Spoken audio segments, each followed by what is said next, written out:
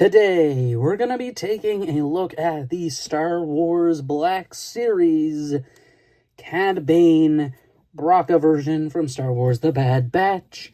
Yes, Cad Bane bracca version, not the other ones, but Cad Bane nonetheless. Essentially, to break it down, there was three I could have got. There was this one, the Clone Wars one, or the Book of Boba Fett one. Clone Wars one, hat was too big.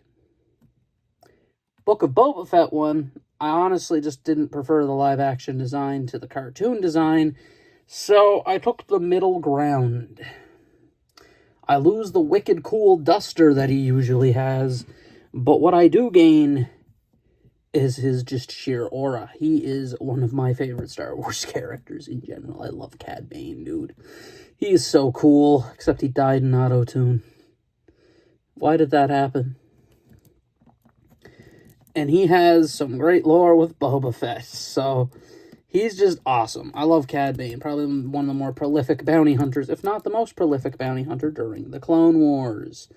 He is insane. There is his box. Stuff. You can read that if you'd like. Picture. Number 12 from The Bad Batch. And there he is. Look at him. Look at that. He is nice. As far as it goes with this version of Cad Bane, he has armor on, opposed to, like I said, his wicked cool duster jacket that he usually has. The detailing is great. The arms look great. They are asymmetrical, so the left side has some smaller shoulder armor on it and a different gauntlet, if I'm not mistaken. Actually, no, I think they are the same gauntlet, but there is slightly different parts to them. And the right one, well, just has one big shoulder pad. The legs are fairly basic pants. He does have some cool shin guards going on down there, and the chest piece is, well, just a chest piece, honestly. It doesn't even really go down the back at all. The back is really clean. It's just basically clothing. And as far as other things go, the head is pretty great. You can remove his hat, as you should be able to, and it has a metal plate, because for those who don't know, in the Clone Wars, there was a cut arc. I mentioned this in the Echo review. Nobody watched that review, though. But Echo, in that was an original cut arc, was the Bad Batch arc. In those cut arcs was a bounty hunter arc about Boba Fett, and he had to duel Cad Bane Western style, and that's how Boba Fett got the dent in his helmet, and that's how Cad Bane got this metal plate on his head that you might not be able to see too well. The top of his head is kind of like a green color to it, but the metal plate is a bit more gunmetal, which is pretty nice. So it is noticeable, and it is hidden under the hat. He also gained full access to his face, which looks pretty good. He then has his breathing apparatus here, which is actually able to be disconnected. So if you don't like that, I guess you can disconnect it. It's part of his design, though, so that is staying on. And it just kind of flops on his back. It's nice to see that it isn't connected anywhere, so he just has full range of the head. It's not in the way. It's pretty good. And the hat, that just goes on pretty simply. Though I am pretty sure there's one way that is correct and the other one is not. So that is pretty nice. Detailing the hat does look kind of leathery, though. So that's a pretty cool little detail to it, along with the nice little silver parts up there. As far as accessories go, he does have two, one of which being they're literally the same thing, which is his blasters, which are picked out in silver, a bit of black on the barrel, and a bit of a kind of leathery look on the grip, and he can hold both. So, yeah, seems to be a clone trooper issue for having only a trigger finger, which honestly is a bit annoying, because I've noticed it.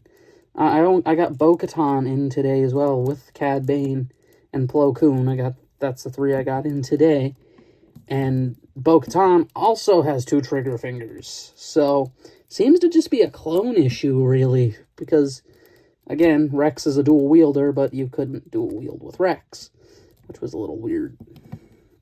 Same thing with Echo, where Echo had only a left hand, but he didn't have a trigger finger sculpted into the left hand, because I'm guessing they were using clone parts. As far as it goes, holds these really well, looks quite good. One thing I really kind of glossed over is the ammo on the belt. Love the look of that. That's something that's between all of them. And another thing that's really cool is on his boots, he has his little rocket boosters. They are actually on swivels, so you could pose them. Meaning, yes, you can definitely do aerial poses and have these going the correct direction. That's really cool. Again, he just looks great with these blasters. I love them. They look great. I wish he could recreate the box pose, though. On the box, he's pushing the hat up with the gun. This is about the closest you're going to get, which is a tad bit unfortunate. That's the closest you're getting to the box pose. You can kind of put the hat up a little bit. But yeah, it's unfortunately as close as you're getting. His elbow range and the articulation, we might as well get into it. We'll talk about it in a second. The head is really good. It has full range. Nothing is in the way, as I mentioned. This doesn't even contribute anything. It moves up and down. The neck's on a ball joint. The head's on a ball joint. He moves quite fluidly. Forward and back, outward. And he does have a pretty alright butterfly. It goes back quite far. Forward, not as much. That's mostly due to the chest piece, though. There's the swivel, which is very restricted, and the elbow, which is very restricted because of the tubes. These tubes are kind of annoying, but they're part of his design. They're part of his weapon system on his arm, which I didn't really also talk about there. You could see this little kind of grapple hook that he has as well within the series when he shows up. They're like his little weapon systems. The right one over here, this top tube, likes to pop out if I move it too far. But the other ones don't do it. Oh, there goes the bottom one. Actually, it's this one, I think. Yeah, it's this one that pops out. This side one here just loves to pop out. It's the only one that does. So I'm guessing the other ones are just glued down better than that one. As far as it goes, he also does have a waist, but it's pretty tight and kind of scares me. Forward, back is a bit restricted. These side holsters are rubbery, so he does have pretty good out. He does have a swivel at the thigh, a knee bend that goes exactly 90. He then has a boot swivel.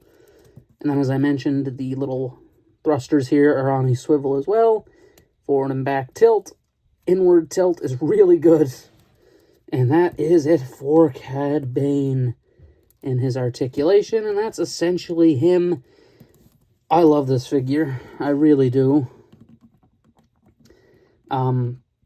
There's not much missing on this guy.